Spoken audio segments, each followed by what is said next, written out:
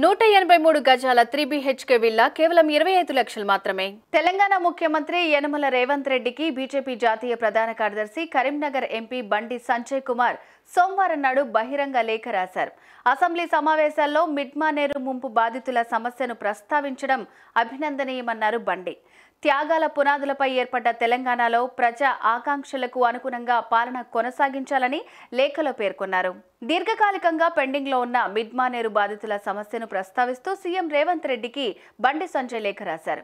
ఒక్కో బాధిత కుటుంబానికి ఇళ్ల నిర్మాణానికి 5.04 లక్షలు చెల్లించాలని విజ్ఞప్తి చేశారు. నీలోజీపల్లి నుంచి నందిగామ అగ్రహారం వరకు ఇండస్ట్రియల్ కారిడార్తో పాటు స్కిల్ డెవలప్మెంట్ కాలేజీని ఏర్పాటు చేయాలని కోరారు. అంతేగాక అర్హత లేకున్నా మిడ్మానేరు ముంపు ప్యాకేజీ పరిహారం తీసుకున్న బీఆర్ఎస్ రాజ్యసభ సభ్యుడు సంతోష్ కుమార్ సహా మాజీ కేసీఆర్ కుటుంబ సభ్యులపై చర్యలు తీసుకోవాలని బండి సంజయ్ డిమాండ్ చేశారు.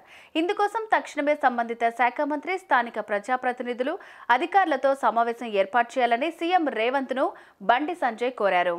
సీఎం రేవంత్ కు బండి సంజయ్ రాసిన లేఖను వివరంగా చూస్తే, ఉమ్మడి రాష్ట్రంలో 17 ఏళ్ల క్రితం కాంగ్రెస్ ప్రభుత్వం మిడ్మానేరు ప్రాజెక్టును ప్రారంభించింది.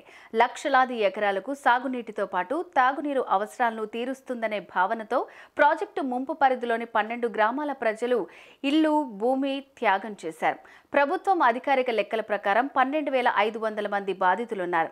వీరికి సహాయ పునరావాస ప్యాకేజీ కింద 2005-6లో నాటి ప్రభుత్వం చేపట్టిన జీవో నంబర్ 69 ప్రకారం ఐఏవై కింద ఇళ్లు మంజూరు చేసింది. ముంపు పరిహారం చెల్లిస్తామని పేర్కొంది.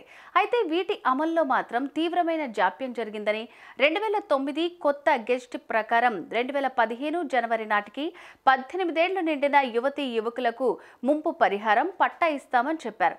కానీ నేటికి ఒక్క అడుగు ముందుకు పడలేదని పేర్కొన్నారు.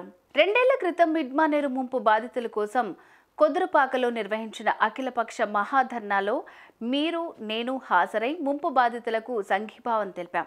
నాటి ధర్నాలో మిడ్మానేరు బాధితుల సమస్యలను పరిష్కరించేదాకా వారి పక్షాన పోరాటం చేస్తామని, కాంగ్రెస్ అధికారంలోకి వస్తే వాటిని పరిష్కరిస్తామని మీరు హామీ ఇచ్చారు.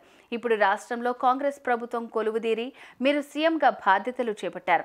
కాబట్టి మీరు తక్షణమే పెంచిన ఇండ్ల నిర్మాణ పరిహారాన్ని చెల్లించాలని కోరుతున్నాం. అదేవిధంగా 2015 నాటికి 18 ఏళ్లు నిండిన యువతీ యువకులకు సైతం ప్యాకేజీని వర్తింపచేయాలని సీఎంని కోరారు బండి సంజయ్.